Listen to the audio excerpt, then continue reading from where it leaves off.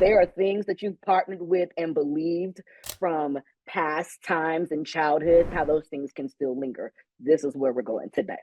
And it was in that moment where they said, you're here because of what God's placed on the inside of you.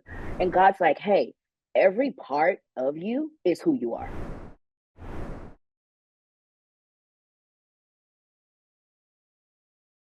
I am really excited about today's session because my friend Reva Henry is here as our guest speaker. So, Reva is from Houston, Texas, and she's also been a worship leader in Arizona and up in California. She was on staff at Bethel for a while and then moved here to Greenville to help start Studio Church.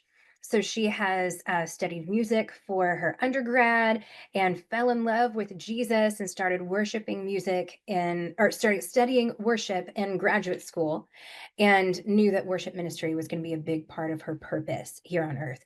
So she's a teacher by nature and loves leading worship and training worship leaders because that's where she feels the most natural. And she's been leading worship for 23 years. And here at Studio, she's built a thriving worship and songwriting community. I say here because I'm here in Greenville as well. So Reva and I are just on opposite sides of the city right now on Zoom. And I am just so excited, thrilled to introduce you to my friend and my pastor, Reva Henry. So y'all show her some love, give her some emojis and flair and fire, and let's welcome Reva Henry as our guest speaker today. Hi, guys. I loved seeing where everybody was from. And then I actually was going through the screen a little bit earlier and I saw a face that I knew. Uh, so, hey, Siobhan. She was in Reading as well when I was there. And if there's anybody else that I missed, hello to you as well. Awesome. I was listening to what you guys were recapping from yesterday, and I was like, "Ooh, some of my thunder." Um, but it'll be a little different take on it. Because that was yesterday's focus was a lot on songwriting, and also depends on how much time we have today. We may dive into a little bit more of those questions as well. Um, as Cherie gave you a lot of my little background there, I have been leading worship for 20, whatever, how many years that is. I know you're like, but you look like you're 24, right? That's what you should say. Okay. I am the wonderful age of 43. It's wonderful. I'll be 44 in a couple weeks. So I have been leading worship for 20, I think 4 years. I think that's what it is. And I've been doing full-time ministry for like 16 years in some capacity. So I've been in and around church ministry um, pretty much all my life, but in my adult life, it's pretty much been the bulk of it. So I love talking about worship. I love helping people really honestly get to like the heart of everything. I'm a big heart girl. I want to know what's the why. I want to know what motivates us. I love that you guys were talking a lot about your authentic self. That is my love language right there. How do we show up as ourselves? And so we're gonna talk a little bit about that as well today. But I'll give you a little bit of some more background. Cherie gave you a nice little overview, bird's eye view of life. I am what we say here in the States, a PK. So it's a pastor's kid. I grew up in church. I started singing at the age of 4. My very first song was The Greatest Love of All by Whitney Houston. I know you're like, what? Yes. I sang that at my preschool graduation. So preschool is about 4 going into like grade school. I sang that at my grade school graduation. Yes, we love Whitney. And not she, my teacher from my preschool, I was at an elementary school in my neighborhood, which was kind of more of a low income area, not a lot of resources. And so my preschool teacher was like, hey, this girl, like, I see something in this girl. Like, she has a gift, she has a talent. Why don't you take her to the art school across town? So I was able to go to a fine art school in Houston, Texas, that afforded me the opportunity of being able to be in commercials, be in large productions in theaters downtown in Houston, be in after school, kids specials that were on television back in the 80s. And I actually got the opportunity, which is going to sound really crazy, y'all. I got the opportunity to actually audition for what is now known as Destiny's Child. And that is, yes, Beyonce and the girls. So Beyonce and I had the same best friend in elementary school. So we would always be at slumber parties together. I should have had that picture to put in the in the thing, because it sounds like a really wild story. Like, is that real? It's real, I promise. And so she heard me sing, and so she was like, I wanted her to audition for this group. So if you know any of their story, this is right before they went on the show Star Search. So this is literally months before this happens. So I auditioned for this group, and all of a sudden I just stopped going to rehearsal. So I'm 10. Yes, girls time. Okay, Michelle Johnson. Yes, yes, yes. It was all girls time. She passed her Destiny's Child knowledge trivia today. Okay, so that was the name of the group. And I just stopped going to practice. So I'm 10. I don't know anything. And so I'm thinking as a 10-year-old, like, oh, I just didn't make the group. So enters junior high years. And if anybody remembers your junior high years when you were like 11, 12, 13, all of the insecurities are entering in, right? Now I'm have this thought, I'm not good enough. I didn't make the group, so clearly I must not be good enough. And I'm in the city of Houston, and so they're, all over the newspapers and all these things and different talent shows and stuff that they were doing. And it was just a constant reminder that I didn't measure up. And so it was amazing to me how something that could happen, at the age of 10, how that begins to affect you throughout your entire adult life. And then how that actually begins to speak into, your own thoughts about your own creativity and your own thoughts about what you're actually able and capable of. And so fast forward, yes, I get a music degree, and yes, the Lord knocks me off my feet and I fall in love with Jesus. And I started to lead worship. Now, didn't know what worship was. I started leading worship at 21, if anybody did the math earlier. So I started leading worship at 21, not knowing what praise and worship really was, and dove into that. And obviously, all the things that Cherie said, and started going to school and being a worship leader, being a worship pastor, all these great things.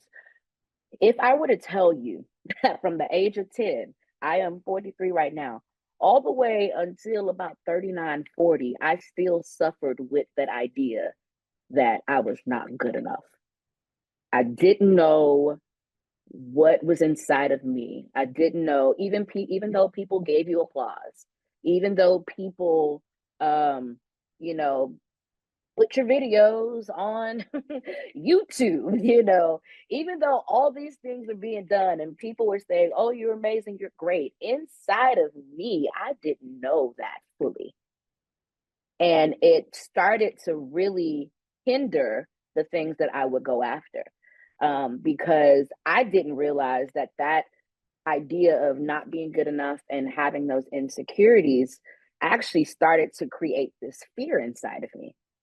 And the fear, all fear does is, alerts you from this danger. Like, it's danger coming, protect yourself.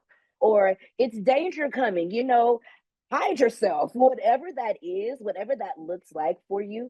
It could be not trying for something. It could be delaying going after songwriting, delaying going after worship leading. It could be delaying any of your creativity process because of fear, that I may not be good enough. I may not will anybody like it? Will it be acceptable? Like, will anyone? Okay, Lucy is like, yes, yes, yes. I know it's probably other people on here that have probably battled some of those same thoughts, and same ideas of, man, like creativity in general is a vulnerable place, right? When you're sharing um, your art, even just, I could sing honestly in a room full of people, but you put like two or three people in the room and I have to sing, and it is probably the most nerve wracking thing because it was more vulnerable to be with the few people than it was to be with a large room of people. And so here I am, still singing, still leading worship, um, and fearful on the inside, not even aware that I was fearful on the inside. And I go through, um, by the time I get to Reading, I was at Bethel for a little bit, for about 5 years. And so now this, as a worship leader, like this was my dream.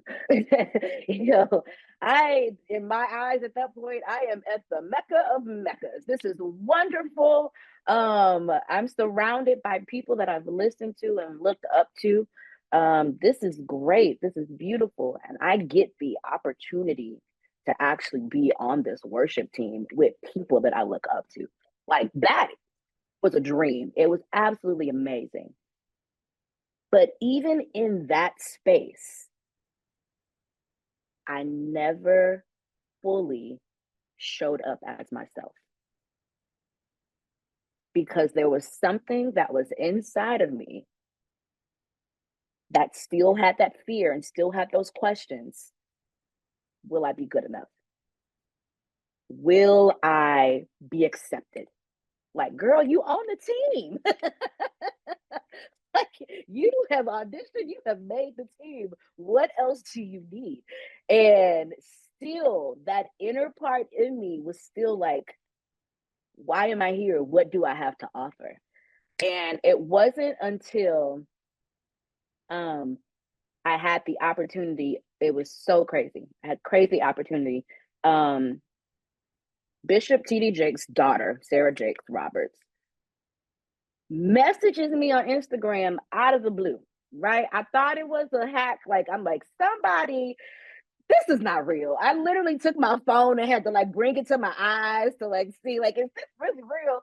And she was just, said she had watched the video and she was just, saying how much it blessed her. And I'm like, oh, okay, interesting. And I get a call a couple of days later through a mutual friend, asking, could I join them on a 2-week tour? Now, the very first thing that came out of my mouth, because this is a fearful person who doesn't know who she is really fully, I said, join you on tour to do what? I'm like, what am I gonna do on tour? Like, this is how, guys, this was 2020. This is the beginning of 2020. We are only in 2025 right now. So I want you to understand the concept of, it doesn't matter how long you do a thing. If there are things that you've partnered with and believed from past times in childhood, how those things can still linger. This is where we're going today. And 2020, today is 2025. Literally, probably, honestly, the week. It was probably around this week that I actually got that message to say to go on. They wanted me to go on this tour. Now, leading up to this tour, I'm still like, I have no idea why they called me. I don't understand why I'm going on this tour. I was on the tour, still like, I have no idea why I'm on this tour, singing every night. I don't know why I'm here every single night. For 85% of that tour, I was questioning while I was there. Until I get to, it was the second to last city. And we had a meeting as a team. And they were like telling all of us, like, we invited you because of what you carry. There's something that God's placed on the inside of you that is the reason why you're here. And I was like, something went off. A light bulb went off in my head. Like, oh, because I was trying to fit myself into, because let's just talk about the concept, the context, okay? Here I am. I grew up in Houston. I grew up in a Baptist church in Houston, Texas. So, um, like a gospel Baptist church. So, gospel music, we had choirs. We didn't even have worship teams. We had choirs, and that was my foundation and my background. Now, to go from there all the way to Bethel, those are two very different ends of the spectrum. Okay. So, the biggest reason why I didn't know why I was on this tour was because I did not know what side of me that they wanted. I thought I had to choose. And I was like, well, do you want the gospel side from my background, or do you want the Bethel side? You know, I thought I had to choose. And it was in that moment where they said, you're here because of what God's placed on the inside of you. And God's like, hey, every part of you is who you are. That's what makes you who you are. From all the way from the beginning up until now, every experience that you've had has been a part of what God has designed for you to do here on the earth. So, who you're going to be in this moment is who I've created you to be, who I've designed for you to be. And I was like, oh, I don't have to choose. I get a chance to just let every experience, everything that has made Rheva up until this point, I get to have that come out on display. And when I tell you guys, we sang that night, and the only way that I can describe it is, you know that song, you are the wind beneath my wings, right? I literally, I said it felt like I was flying. It felt like, oh, I got my wind back. Like and it wasn't like I didn't have to choose. It was like every influence that you've had up until this point is actually what has made you who you are. And like, as God, as you always hear people say, God's not going to waste anything. So he's not going to waste any season of your life. He's going to use every single thing, every single intersection that you have had to make this convergence for you to be who you are. The reality for me was I actually had to see it. I actually had to see it, and I actually had to embrace it, and I actually had to own it. Like, oh, this is who God created me to be. Oh, and I'm like, one thing I at least didn't know, I knew that I carried freedom, and I knew that I carried breakthrough. Like, I knew that those things showed up when I would sing or lead worship. But for me, it was like a separate entity. Like, oh, yeah, that happens over here. I don't know how to put all that over here. And I'm like, I don't know. But then in that moment, it's like, oh, this is the convergence of all of the life experiences in this moment. And I was like, okay, Lord, I don't want to walk in any room and not confidently be aware of who you've created me to be in this space. Doesn't matter what I do. And so that was the turning point for me. So, my biggest thing, my first question to you today is, who are you? Who are you? Knowing who you are and what you carry or what you bring into a room is one of the most important parts of being a creative, being a songwriter, being a worship leader. I love that you guys were talking yesterday about your authentic self. It's like when you show up as you in any space, that room just gets better. That room gets better. It's not you show up, let me just hide out in the background. Let me just shrink back. I don't need to be seen. I'm not trying to I'm just little old me, just in here I'm just happy to observe. No, no, no, no, no, no. If you are created in his image, that means you look like him, you reflect him in every single space that you go into. Okay. So when I know who I am, I get a chance to show up confidently in spaces. I show up with my head held high, and it's not arrogance. It is not arrogance.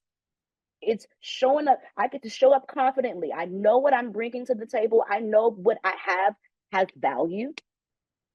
And I get to show up, and when I know who I am, I get to show up in spaces, because when I show up as myself, I actually make those spaces better. And once again, that is not arrogant. You make those spaces better because before you got there, the very thing that you carry was missing. The very thing that makes you who you are was missing. And now that that thing has entered into that room, the room got more beautiful. The room got richer. The room got grander. And another part, when I know who I am, the great thing is that God's light actually gets to be reflected back into the earth. Okay? So when I know who I am, guess what? I get to say no to comparison. It kind of can't really exist, guys, you know?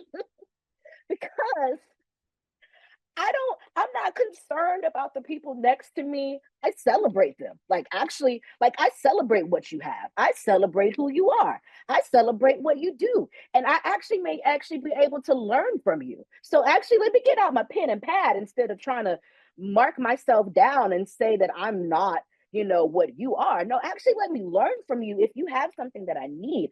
But comparison can't exist when I know who I am. I'm sorry, guys, my eye just waters, so I'm not crying. I am passionate, but I'm not crying, just so you know, okay? It's just allergies, and she just waters when she wants to, okay? Um, I get to celebrate others. And when I celebrate others, I'm not trying to point out deficiencies in myself. I am not deficient. Okay. When God created me, He created me with every single thing that I needed to fulfill my assignment here on the earth. That means I'm not lacking anything. Can I grow? Yes. Can I learn? Yes. Can I get better at my craft? Yes. Am I lacking anything? No.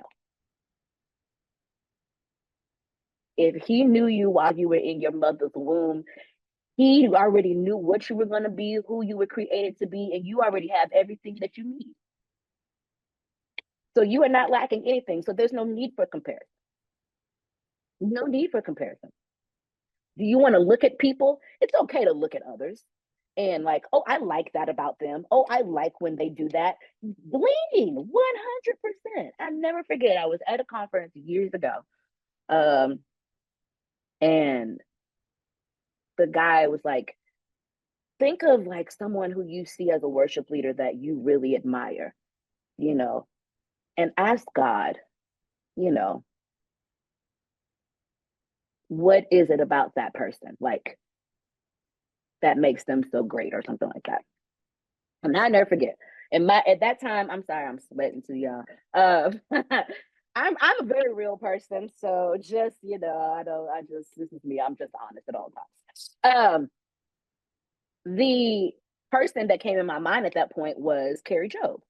Uh, and so I was like, man, she's just so pure. She's just look, Carrie Job. And I never forget the Lord saying, like, it's okay to look at her.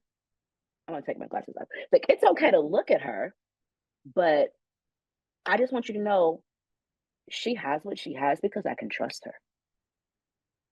And I was like, ooh, I'm like, Lord, I want to be someone that you can trust.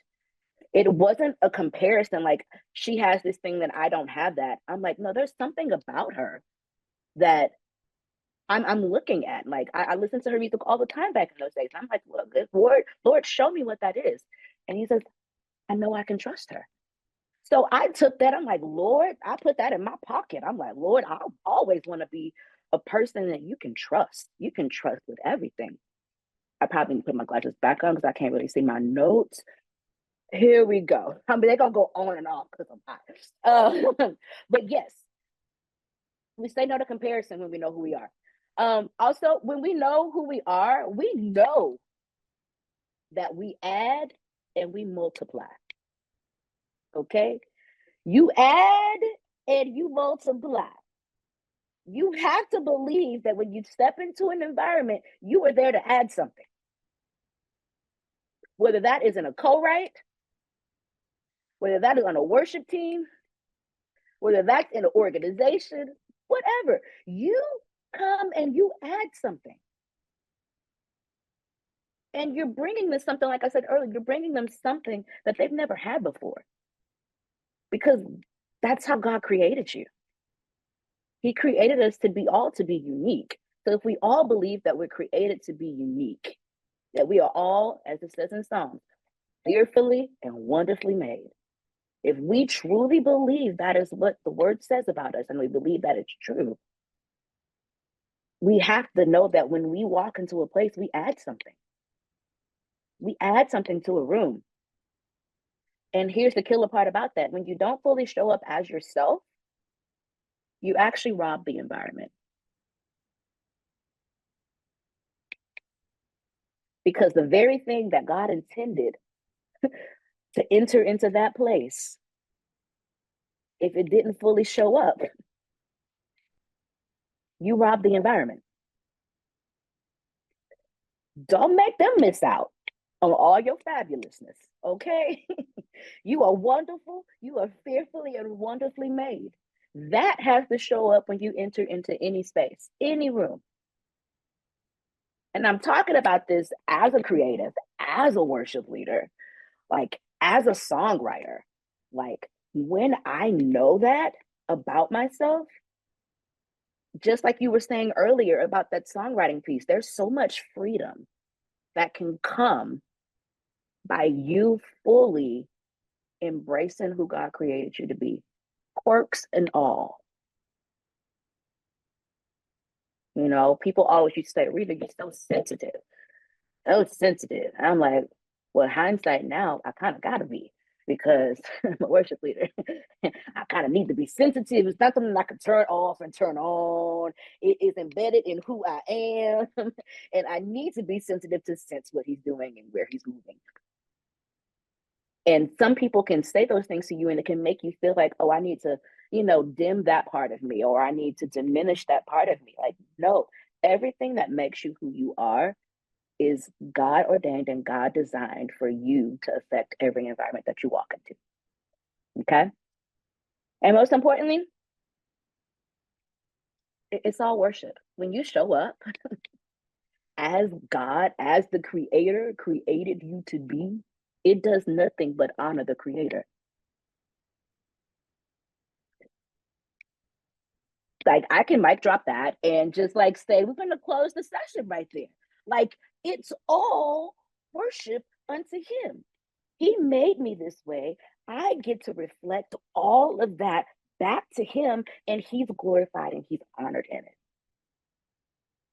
It's the Matthew 5:16. Let your light so shine before men that they may see your good works and glorify your Father in heaven. When you show up, it reflects glory back to him.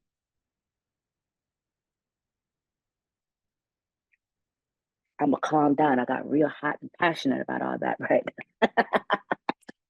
But I say all that to say that journey for me has been like, I think I heard someone say earlier when y'all were recapping, like, it doesn't matter how long it's taken.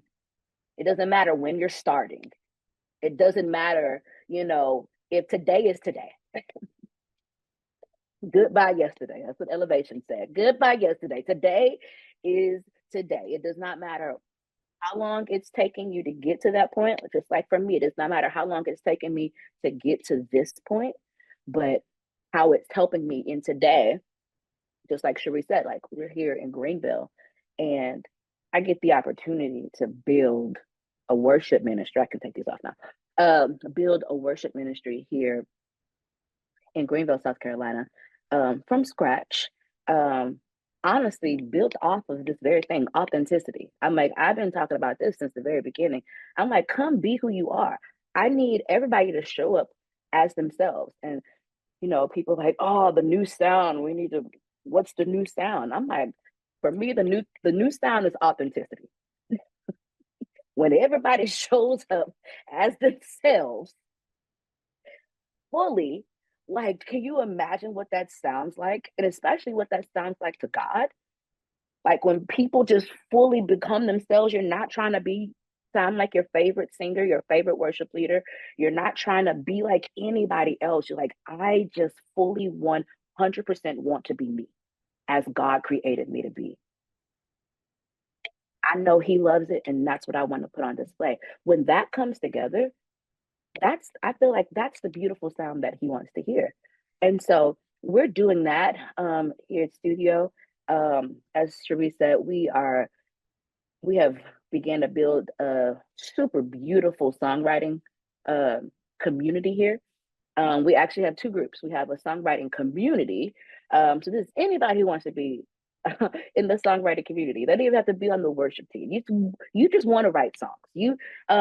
Because it's like this idea that there's a guy here in Greenville that he has this motto for this thing that he does, and it says that beauty can change the world. And so, with this idea that beauty can change the world, if we're writing songs that have this content that could literally transform someone's life, it could really help them to see themselves differently, help them to see God differently. And we're writing songs with that in mind. That's going to be a significant thing that can help change the world. And so, we are fostering that within our community. And our pastor is really big on language. So how do you say things differently? Like um, looking at an old scripture and what is a fresh way to explain that to someone? What is a new way to say that He washed us white as snow? What is a new way to how would you describe salvation in layman's terms to someone who may not know um, churchy language, may not know what that means? And then unpacking all of those things, how those ideas can formulate into some really beautiful, powerful songs as well. So we're on that journey ourselves. Um, at studio, we're only 3 years old. We just turned three. And we just we've been trying to intentionally, if you are worship pastors or worship leaders at your churches and you're not writing songs for your church, I'm going to strongly encourage you to write songs for your church, not just to write songs to record them or to put out there. You can do that. You can record and you can put them out there. But there's something about putting language to what's happening inside your house. If there's messages that are being preached, or if there's um, like you hear stories, um, we don't do this anymore. We probably should with our team. We used to talk about erasing the line. So you know how when you're in your churches and you have worship team, usually they are on a platform, and then you have the congregation, which is usually a little bit lower than the platform. How do you erase that line? And the best way to erase that line is go talk to the people. It's really simple. Before service, pick a person. How are you, Sister So and so, or Miss So and so, whoever, what's going on, and getting to know, if like as your team is talking to people in the congregation and actually getting to know the people in the congregation, you'll get to know the stories that are in the congregation. You'll get to know about this family that's struggling with this. You'll get to know about this person who's dealing with this diagnosis. You'll get to know about all these different things so that when you come together to write with your team, you can write with all of those stories in mind and think about the words that you want to put on the lips of your people. And I remember that in when I was in school, that was one of the things that one of the professors said. He's like, people cannot remember a sermon verbatim, but what they can do is remember songs.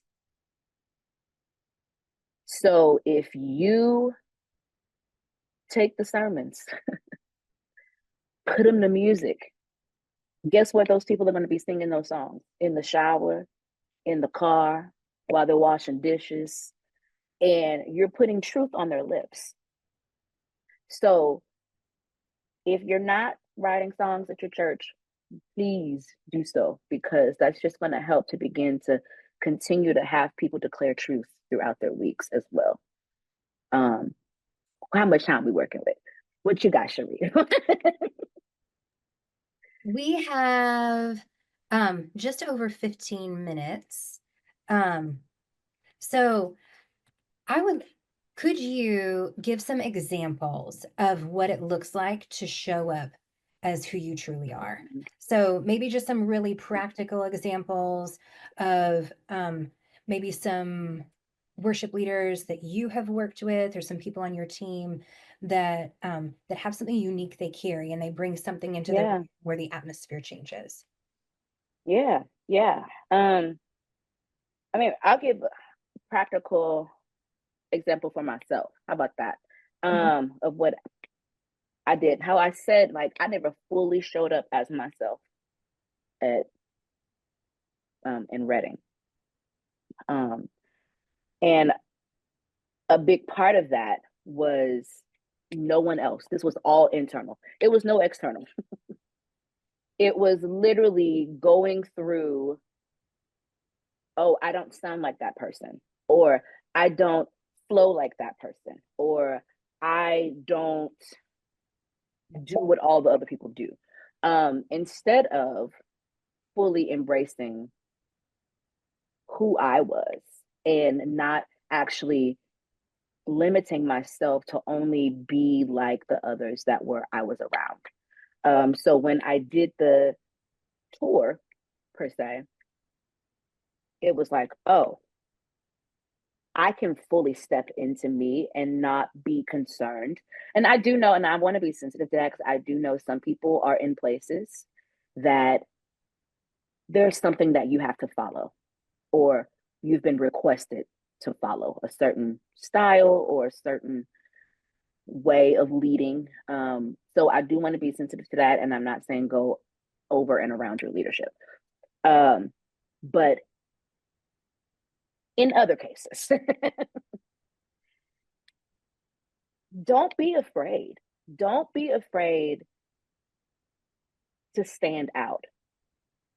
Don't be afraid to be different. Don't be afraid to, like, Cherie was on our worship team, and someone was like, I love how free you are, because she's just up there spinning and, doing all the things. And it didn't matter if nobody else was jumping or spinning, you know, alongside her, and it's not a bad thing, because the average person would say, no one else is doing it, so I can't step out. So don't be afraid to step out and be who you are. Like, I know it doesn't sound very practical, but it's like, just who you are. If it's within reason, and obviously in honoring leadership, obviously, step out, be who you are. I didn't sound like anybody at Bethel. I could have. So I think I didn't fully 100% show up as Rheva, but there were definitely a lot of Rheva. It was a lot of Rheva there. I just, not all of it. But even in that, like, I'm like, I can't actually sound like you. Like, the gospel roots that are in me, they are gonna come out, and I can't quite help them not coming out. So I could sing the song that you sang last week, and it's gonna sound completely different, because I have to. I was attempting to be me. I just didn't break all the way through. So don't be afraid. Don't be afraid to stand out. Don't be afraid to do something that may not look like everyone else in the environment. But if you know that it's true to you, and it's not a performance, it's not a striving moment, you know that that's just true to you, and the Lord delights in that part of you, He's the only one that you have to answer to at the end of the day. Yes. So, can you speak more about the value of songwriting in our worship community? We're not even doing a lot of the songs we've written on Sunday mornings. So we're not writing songs solely for Sunday morning services. Um, what are some of the benefits that you've seen of cultivating a songwriting community, gathering and writing songs together? And can you share on that a little bit? Can you repeat it? Because I started looking at questions that were coming in on the chat. Okay. Sorry. There is some questions in the chat.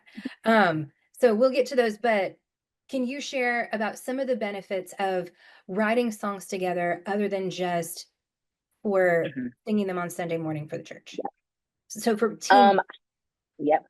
I think for us specifically, um, it's just created this camaraderie um, amongst our team that, especially our core team, we have a smaller team that writes, that's been starting to write for our specific Sundays. But before that, even within our community, like people that didn't know each other prior to those writing times, or may have just seen each other in passing. We are very, our church is 3 years old, but we have like 600 or so people that come in and out on a weekend. So it could be very difficult to see everyone face to face all the time. So this songwriting community has literally kind of start to build a little community um, within itself. And it's really cool because like a lot of times we start the songwriting sessions obviously kind of talking like, well, what's the Lord speaking to you right now, like what are you, what's happening in your world right now. And so even those times before we're starting to write, like to figure out what we're going to write about, even those moments have kind of become those connection points of like, oh, me too, or like, I may remember that. I'm going to ask you about that next time. How are you doing with that? Or, let me pray for you. Let me cover you in that particular thing. So it's actually really began to build this team dynamic. Connection's a big, huge thing for me amongst a team. And so even in that, and even the musicians, I think when they start um, kind of crafting the music around these songs as well that we are starting to write for our Sundays. Um, I think we're going to see it on that side as well. Because if y'all know anything about musicians, they don't really talk. They talk through music, you know, and they get together and like the drummer may start doing a pattern and then the bass like and they did, and all of a sudden they're in a group and it's like it's their way of connecting, it's their way of speaking to one another. So um we've been seeing that with our writers, but hopefully that also spills over to our musicians when they start doing more too. awesome. Yes. So there's a question in the chat about how do you know what you carry? Like, how can you Ooh. discover what it is that you bring to a room that changes things and brings value? Community is everything. Community is everything. And I say that because usually people help you to identify what that is. And I didn't know I brought freedom and breakthrough to a room, but it's like when you're constantly hearing, like, when you were singing, this happened, or when you show up, I feel this way. When this, all those types of things. So it's honestly getting it from others and hearing the common thread in all of those conversations is what helped to confirm it. And then I take that and then I take it to the Lord and like, Lord, is this what you have for me? And a big part of that, honestly, that I also learned was it's that it sounds cliche-ish or cheesy, but you know, your test will be your testimony type thing. Um, your your whatever will be your breakthrough. Usually the thing that you've kind of struggled with and the thing that you have overcome with the Lord, there's usually some assignment attached to that. And that's usually because it's like, because now you have authority in it, like whatever that is. So, like, I was bound. I didn't know I was, and I was bound by all these things. And when the Lord brought me out of that, okay, now you have authority to release freedom in the room. So now I know. I released freedom in the room. But that came from community, taking it back to the Lord, and also looking at the pattern of my life, and seeing what God has brought me through.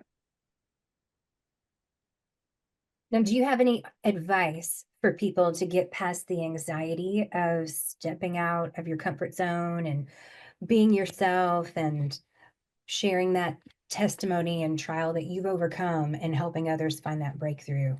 How do you get past the fear that you experienced? I never forget my first time leading at Bethel. I was shaken. I had been leading worship for almost 20 years at that point, and I was still shaking. And the Lord told me, He said, Rheva, I'm the only agenda. And I was like, you're right. It doesn't actually matter about any of these people in this moment. And so that idea of, and you've heard it a million times probably as well, an audience of one, you know, but it really, truly, honestly is. And it's dying to the fear of man. And that's what a lot of us, especially as creatives, because we are fearful of what people will say and what people will think. Um, Allowing Holy Spirit to help us die to that fear of man.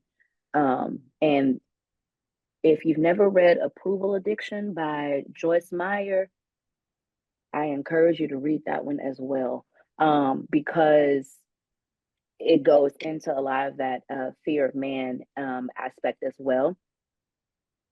Um, and then once you realize, like, the only opinion that really matters is his, he is my only agenda.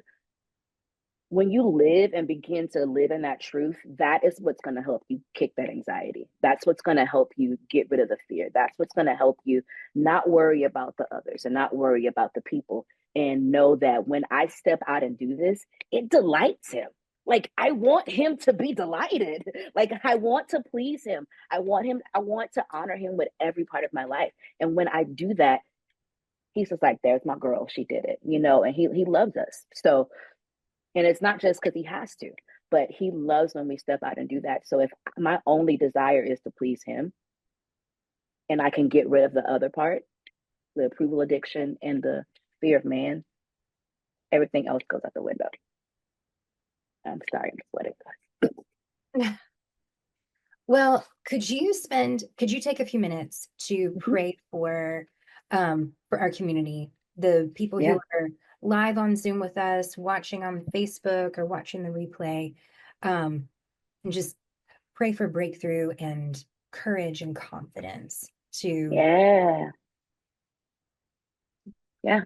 Yeah. So God, we just thank you for every person that is either watching right now, God, or will watch this later, Father. We thank you for how you've crafted them. We thank you for how you have, God, just formed them. God, just like the word says, while they were in their mother's womb, God, you knew them, God. And I actually just want to pause right there, that they understand that while they were in their mother's womb, you knew them, period. Oh, to be known by your Father. Oh, to be known by your Creator. He knows everything that makes you you. He knows every quirk, every flaw, every gift, every talent.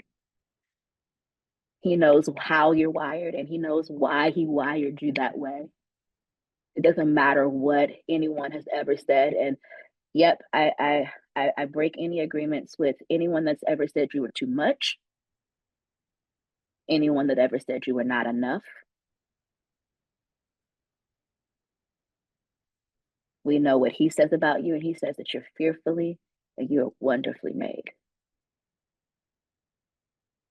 because he's put his stamp of approval on you. And that alone gives you the freedom to be able to stand and walk in any environment with your head held high, knowing that you are a son, you are a daughter.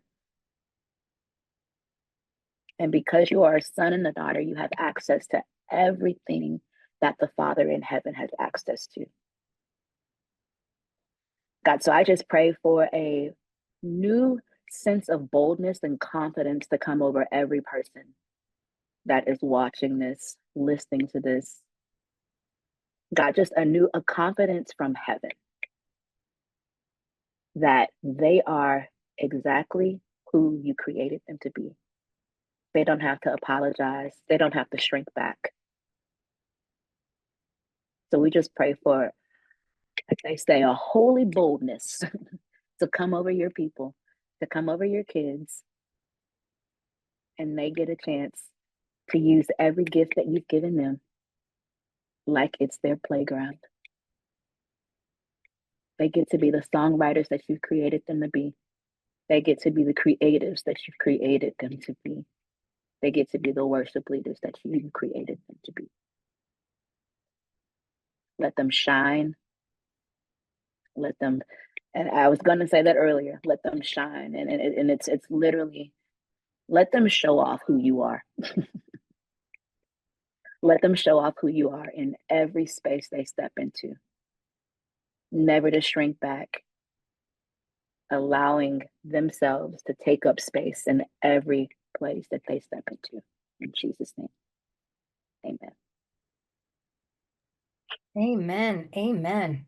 Well, thank you, Rheva. I don't know if you've seen the chat going by, but there has been a whole lot of people saying that they just really need this. So there's already breakthrough happening on the call. Thank you for what you've shared. Everyone, if you wanted to keep in touch with Rheva, you can go to her website, rheva.com. Here, I'll put it in the chat. Rheva.com at the bottom has links to her Facebook, Instagram. You can go check out YouTube links and see her singing and ministering. And Rheva's just a brilliant, brilliant songwriter, worship leader, and pastor and friend. So thank you again for coming.